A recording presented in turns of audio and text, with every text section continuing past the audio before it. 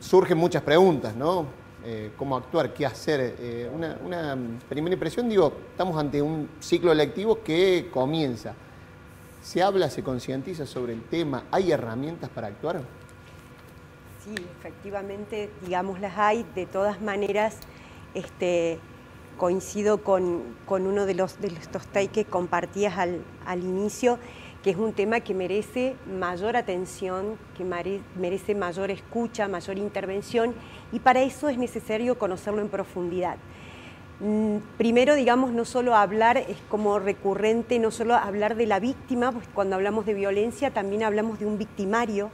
Es necesario en este abordaje tan complejo incluir a todas las partes y también, digamos, pensar en todos los espacios en donde, para poder trabajar en términos no solo de asistencia, sino también de prevención, en cuáles son los espacios comunitarios, sociales, institucionales, incluidas la familia, en donde debemos trabajar sobre esto. Evidentemente la escuela tiene un lugar de privilegio porque es donde en general, digamos, este síntoma o este comportamiento y esta conducta aparece de manera recurrente, ¿no? Entonces, esto de trabajar sobre los modelos de gestión, los espacios de aprendizaje, sobre los vínculos, sobre cuáles son los lugares que les vamos a dar, y más en este momento, en un momento de pospandemia, en donde también, digamos, se han exacerbado algunas cuestiones asociadas a la violencia, producto del encierro, producto de alguna manera haber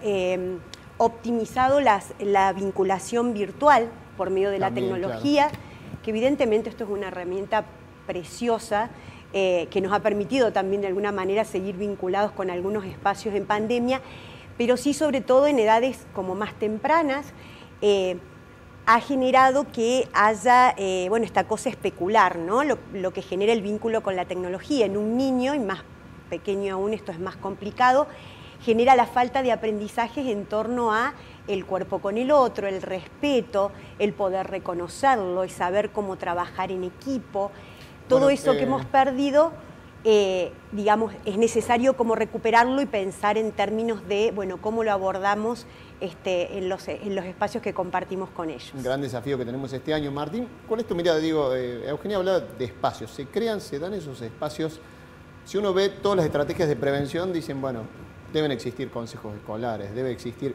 Digo, hay una serie de pautas que están bien determinadas. Sí. Digo, ¿se dan esos espacios? ¿Existen esos espacios? Los espacios existen, los espacios están.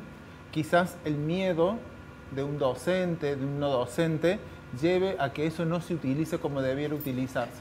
Justamente con la licenciada Berardo hablábamos recién, y Córdoba está a la vanguardia con el tema del acoso escolar, porque tiene una serie de dispositivos que puede implementar hasta cuando aparezca un hecho de acoso escolar. El tema es que se denuncie, que se enuncie este tipo de cosas para poder actuar, porque generalmente estos hechos quedan en el silencio. O sea que el primer problema que vos verías sería esa cuestión de que no sale, digamos. Claro, lo que pasa generalmente en mi experiencia, ¿no? Es que el chico que sufre el acoso escolar se va de la escuela, lo cambian de escuela. Y el acosador queda en esa escuela, y esto es un círculo que se repite.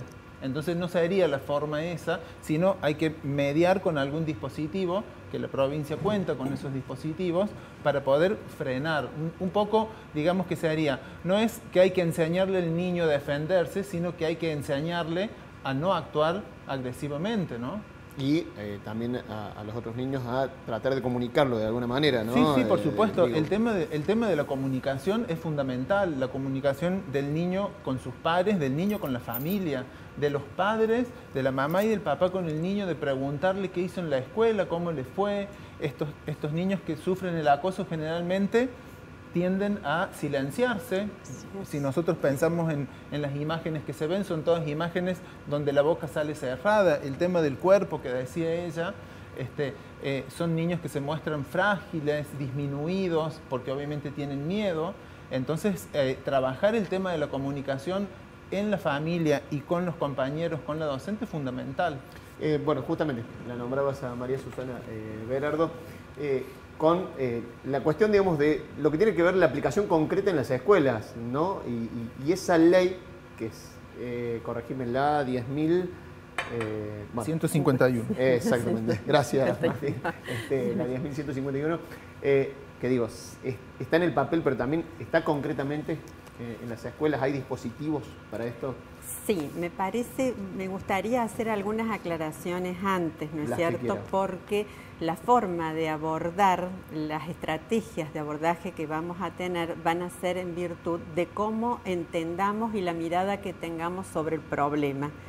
Nosotros consideramos que bueno, bien lo definieron ahí, ¿no es cierto? Se da esta forma de violencia entre pares de manera reiterada, sistemática, con un desequilibrio de poder que hay que diferenciar de la violencia entre pares. Hay hechos de violencia que no constituyen un acoso. Un acoso, claro, un acoso escolar, ¿no es cierto?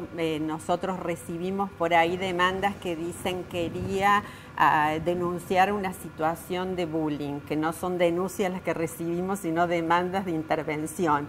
Y que no dejan de ser graves, pero corren por otro, claro, por otro carril. De ser graves, digo, que tiene que ver con situaciones por ahí de violencia que se dan en la escuela. No me gusta hablar de violencia escolar, sino violencia que se da en la escuela. Que se da en la escuela. Pero que no dejan de ser graves, pero corren por otro lado. Pero que no hay que confundir, ¿no es cierto? Sin lugar a dudas, el acoso entre pares es una situación preocupante. Nosotros, por ejemplo, ahí siempre hay que tratar de comunicarlo para intervenir y saber cómo intervenir, ¿no? Sí, pero cuando hablaba que había que identificar los que eran más débiles, los que eran más digamos así, hablando de características individuales o singulares, nosotros más bien que de perfiles hablamos de roles. Entendemos que el acoso entre pares es una situación, es decir, es una dinámica relacional en donde se ejercen distintos roles y no se habla de perfiles que serían más singulares, ¿no es cierto?, más de la esencia de la persona.